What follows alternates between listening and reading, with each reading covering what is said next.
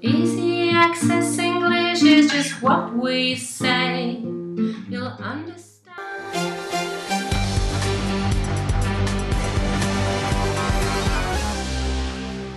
Et merci d'être toujours avec nous. On accueille Florent Hertmal.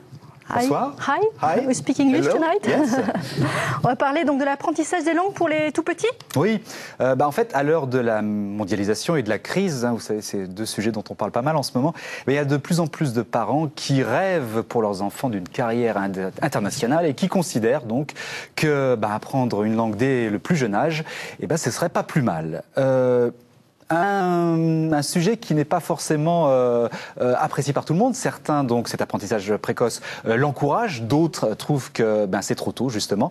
Nous poserons la question à Jeannette Franklin. Est-ce que c'est une bonne idée? Tout à l'heure, la directrice du Centre franco-américain à Montpellier. Mais d'abord, est-ce vraiment un atout pour préparer l'avenir de ces enfants? Justement, on va poser la question à Jeannette Franklin. Bonsoir. Bonsoir. Vous êtes la directrice du Centre franco-américain à Montpellier qui fête ses 20 ans et qui propose donc dès l'âge de 3 ans des ateliers, des cours ou des stages d'anglais. Et vous êtes parfaitement convaincue du fait qu'il faut apprendre une langue étrangère le plus tôt possible. Tout à fait, oui. Je suis consciente que il y a un débat au sujet de ça parce que longtemps on a cru que justement l'enfant il perdait ses repères ou bien il oubliait le français en apprenant une autre langue. Ça allait le perturber. Ça le perturbait dans son apprentissage.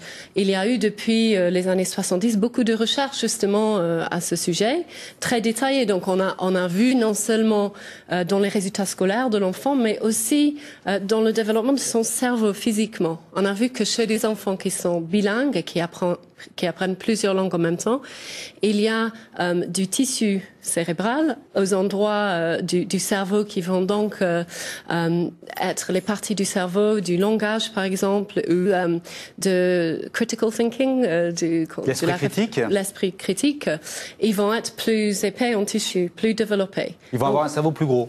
Oui, ils vont avoir un cerveau plus gros. Donc on sait aussi que en ayant analysé justement la performance scolaire des enfants qui sont bilingues, qu'ils ont d'autres compétences. Donc ça développe le cerveau. C'est pas forcément pour apprendre réellement cette langue, mais c'est pour, vous dites, avoir une ouverture d'esprit plus importante. Absolument. Il y a plusieurs types d'apprentissage.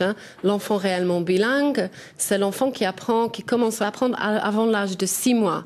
Avant l'âge de 6 mois, le cerveau va développer je pense qu'on peut dire canaux ou deux chaînes peut-être, channels dans le cerveau. Donc il sépare complètement le langage. Après cet âge, il va commencer à voir la différence entre les deux langages. Il pourrait avoir une préférence pour une ou l'autre. Mais avant l'âge de 3 ans, c'est quand même un apprentissage naturel. D'accord. Donc vous conseillez à tous d'apprendre donc le plus tôt possible, dès l'âge de 3 ans, c'est l'âge à peu près. Sachant qu'il y a beaucoup d'avantages à apprendre avant l'âge de 10 ans. Merci beaucoup, Jeannette Franklin, d'être venue.